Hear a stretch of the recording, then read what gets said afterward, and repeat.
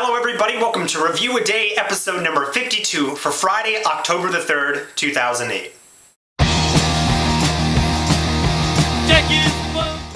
Hello everybody, welcome to Review a Day, the daily video blog where I review a movie 7 days a week. My name is Leland Brungart and thank you very much for joining me. And the film I'm going to review today is the new documentary Heckler.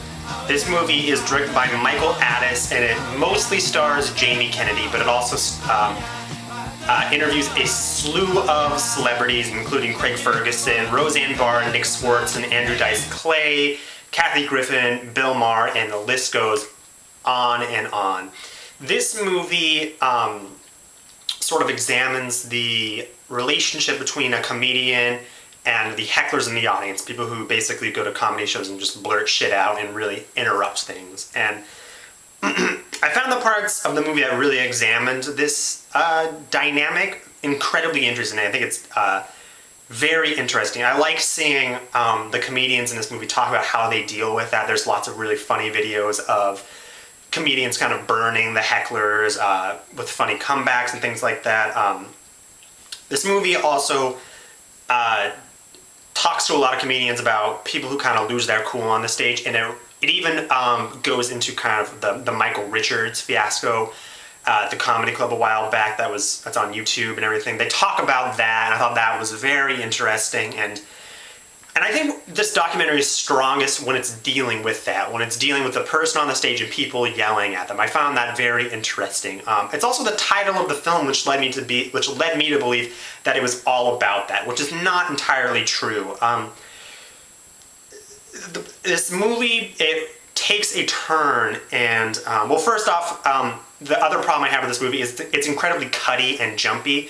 There's so many clips throughout this movie with the comedians, but you never see one comedian talk for more than 30 seconds to a minute at the most. And I just wanted to sit there and I wanted to see what Craig Ferguson had to say about hecklers, or I wanted to see how Patton Oswalt would deal with something like this, or I wanted to see what Roseanne Barr had to say. It never gets into that, and I think I felt kind of shortchanged. There's all these fantastic and amazing comedians in this movie, but I never really got to see any of them talk for more than a minute or two at the most. Where this documentary really loses me is when they start talking about movie critics and the internet and people who are really harsh when they critique films. It's kind of interesting because in this movie they're interviewing people like Carrot Top and the guy who he wrote or directed like Scary Movies 3 and 4, and you don't really think about the effect that these negative critiques have on people, and it gives a very human side to that. And I think that's very interesting and a very valid thing to examine.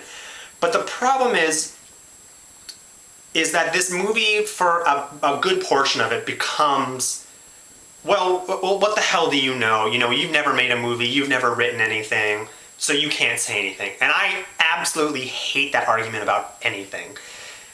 Just because someone hasn't written a book or because someone hasn't written a movie or starred in a movie, it doesn't mean that that person's opinion isn't valid. And I think that's very unfair to completely write off everyone's opinion who's never been in a movie or been involved in making one, because we've seen movies, we've read books.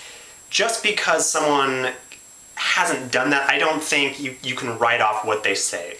I do agree that some critics do go too far and incredibly harsh on films, and Jamie Kennedy actually sits there next to a guy and reads someone's review, which is just incredibly mean and just points him out personally, and they're really talking about poor criticism in this movie, and I agree with that. But there's this Uwe Boll, who's a really notorious director for making a lot of bad movies. In the movie, he challenges all his harshest critics to boxing matches, and that he'll bring them out to Las Vegas and he'll fight them in the ring, and he basically obliterates like four nerds. And it's kind of funny that this guy challenged these people to a fight, but at the end of the day, it's like, well, what exactly does that prove? What's the point? It's like, yeah, you beat him in a boxing match, but it doesn't mean Blood Rain and House of the Dead aren't shitty movies, because they are, and his movies are terrible. And I don't exactly understand what the point of that is. This movie kind of also gets like a pity party and poor us, and I understand, but at the same time, it was just like, you're a celebrity, you're a filmmaker, that's kind of what you're up against. I give this movie a 3 out of 5.